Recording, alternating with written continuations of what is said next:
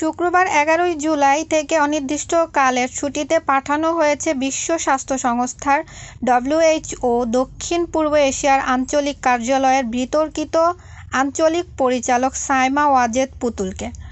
বাংলাদেশের দুর্নীতি দমন কমিশন দুদক তার বিরুদ্ধে প্রতারণা, জালিয়াতি ও ক্ষমতার অপব্যবহারের অভিযোগে 2টি মামলা দায়ের করার 4 মাস পর তিনি এই ছুটিতে গেলেন।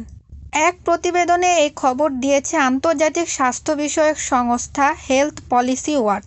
সাবেক প্রধানমন্ত্রী শেখ হাসিনার কন্যা পুতুলের বিরুদ্ধে অভিযোগগুলো আঞ্চলিক পরিচালক হিসেবে তার বিতর্কিত নির্বাচনের সঙ্গে সম্পর্কিত বলে জানা গেছে।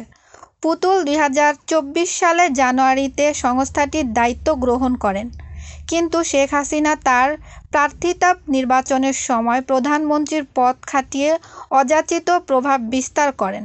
দুদক জানুয়ারিতে আনুষ্ঠানিকভাবে তদন্ত শুরু করেন এবং মার্চ মাসে তার বিরুদ্ধে 2টি মামলা দায়ের করেন। দুদকের উপপরিচালক আক্তারুল ইসলামের মতে, পুতুল মনোনয়ন প্রক্রিয়ার সময় তার শিক্ষাগত যোগ্যতা সম্পর্কে মিথ্যা তথ্য প্রদান করেছে বলে অভিযোগ রয়েছে, যা বাংলাদেশের দণ্ডবিধির 468 এবং 471 ধারা লঙ্ঘন করে। এই 2টি ধারা জালিয়াতি এবং জাল নথি ব্যবহারের সঙ্গে সম্পর্কিত। পুতুলের বিরুদ্ধে তার পেশাগত সম্পর্কিততা সম্পর্কে ভুল তথ্য উপস্থাপনের অভিযোগও রয়েছে, যার মধ্যে রয়েছে বঙ্গবন্ধু শেখ মুজিব মেডিকেল বিশ্ববিদ্যালয়ের সম্মানসূচক পদের দাবি করা, যা বিশ্ববিদ্যালয়টি অস্বীকার করেছে।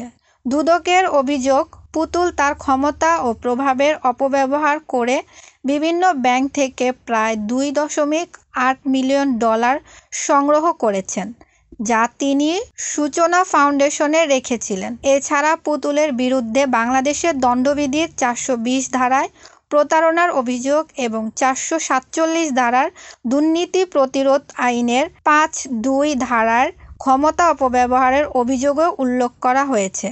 এইসব অভিযোগ দায়েরের পর থেকে পুতুল স্বাধীনভাবে দক্ষিণ এশিয়ার অঞ্চলের মধ্যে ভ্রমণ করতে পারছেন না, কারণ বাংলাদেশে ফিরে গেলে তাকে গ্রেফতারের ঝুঁকি রয়েছে।